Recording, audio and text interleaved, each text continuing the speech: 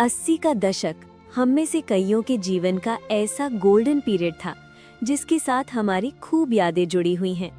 ये वो दौर था जब आमदनी कम थी लेकिन खुशियां ज्यादा थीं, सुविधाएं कम थीं लेकिन सुकून ज्यादा था।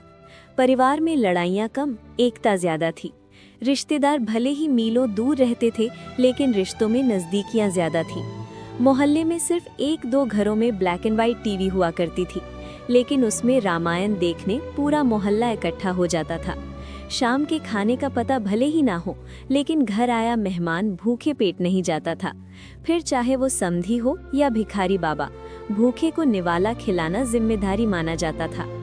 कहते हैं कि गुजरा जमाना लौट कर नहीं आता, लेकिन कुछ पलों के लिए समय के पीछे जाकर उस जमाने की यादों को जरूर ताज़ा किया जा सकता है।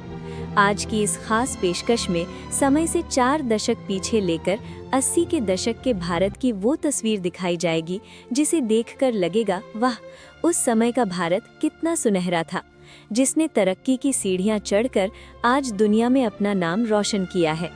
उस दौर की लोगों का रहन सहन, कमाई, महंगाई और कुछ दुर्लभ तस्वीरें याद दिलाती हैं जो आंखों में खुशी के आंसू और चेहरे पर बड़ी मुस्कान ला दे। तो चलिए इस सुहाने सफर पर चलते हैं। 80 के दशक में भारत के ग्रामीण इलाकों में बहुत ज़्यादा बदलाव नहीं आया था। आज़ादी के 30 साल बाद भी वहाँ के लोग ज़्यादा पढ़े लिखे नहीं थे और ज़्यादातर ग्रामीण परिवार खेती पर ही निर्भर हुआ करते थे। गांव में लोगों के मकान भले ही कच्चे थे, लेकिन उन घरों में लोग बड़े सुकून से रहते थे। आज जब बंगले हैं, तब भी कई लोग सुकून से नहीं रह पाते। उस दौर के कच्चे घरों में खिड़कियों के नाम पर दीवारों में बड़ा सा छेद होता था, जहां से सूरज की रोशनी आकर घर में उजाला फैला देती थी। ग्रामीण बाजारों में लोग छोटी सी दुकान खोल लेते थे, जिसमें रोजाना 20 से 50 रुपए तक का व्यापार हो जाता था। जिनके पास दुकान का किराया भरने की सुविधा नहीं होती, वे अपने शरीर पर सामान लटकाकर चलती फिरती दुकान बन जाते थे। ग्रामीण इलाकों में बिजली होना सपने जैसा था।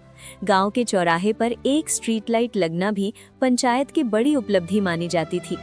हर तरफ कच्ची सड़कें थी, जिन पर साइकिल, बैलगाड़ी, तांगा चलाना भी एक अनोखी कला थी। और इन्हीं कच्ची सड़कों के कारण बरसात में लोग काफी परेशान होते थे। उस समय लोगों में अपनापन और भाईचारा बहुत था। लालच नाम की चीज कम ही दिखती थी।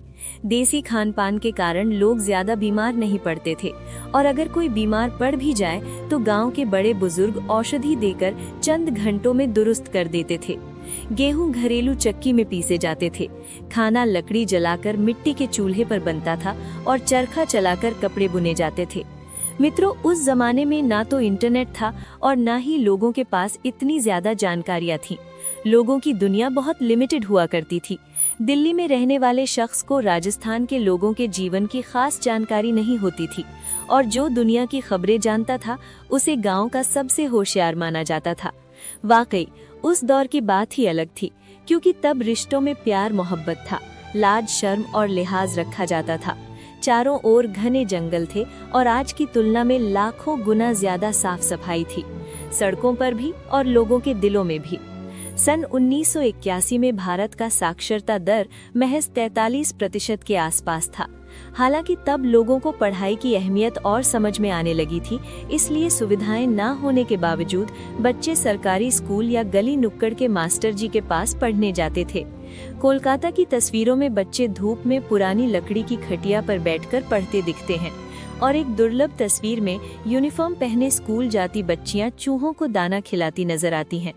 वहीं दीवारों पर अंग्रेजी सिखाने के विज्ञापन लगे होते थे। आज फूड और ग्रोसरी डिलीवरी को टेक्नोलॉजी की उपलब्धि माना जाता है, पर ये कॉन्सेप्ट सालों पुराना है।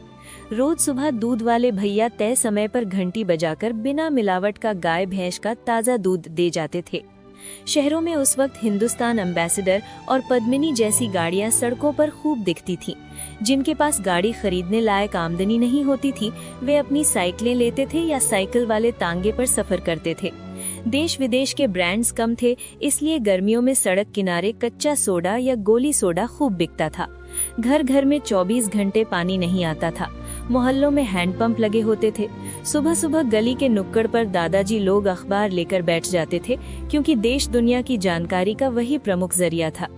उस दौर में परिवार के सभी लोग छोटे मोटे काम किया करते थे। सिलाई, सब्जी बेचना, जूते पॉलिश करना, तांगा चलाना वगैरह।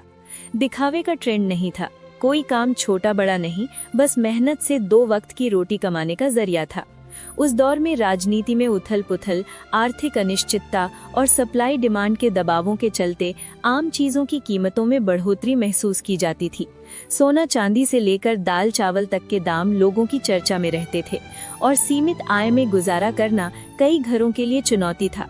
रोजगार के औसत स्रोत छोटे कारोबार, मजदूरी और सेवा क्षेत्र की प्रारंभिक भूमिकाओं में थे, जिससे मासिक आय सीमित रहते हुए भी घर परिवार सामूहिकता से चलता था। इसी कारण बचत, सादगी और सामुदायिक सहयोग उस समय के जीवन मूल्यों की पहचान थे। 1971 में बांग्लादेश मुक्ति संग्राम के दौरान ईस्ट पाकिस्तान से हजारों लोग पाकिस्तानी सेना के उत्पीड़न से बचकर कोलकाता पहुंचे और भारत सरकार ने शरणार्थी शिविर बनाए। इंदिरा गांधी ने अत्याचारों पर कड़े रुख के साथ भारतीय सेना को हस्तक्षेप का आदेश दिया, जिसके परिणाम स्वरूप 93,000 पाकिस्तानी सैनिकों ने आत्मसमर्पण किया और बांग्लादेश स्वतंत्र हुआ। ये घटना भारत की सामरिक राजनैतिक क्षमता की ऐतिहासिक प्रमाणिकता रही।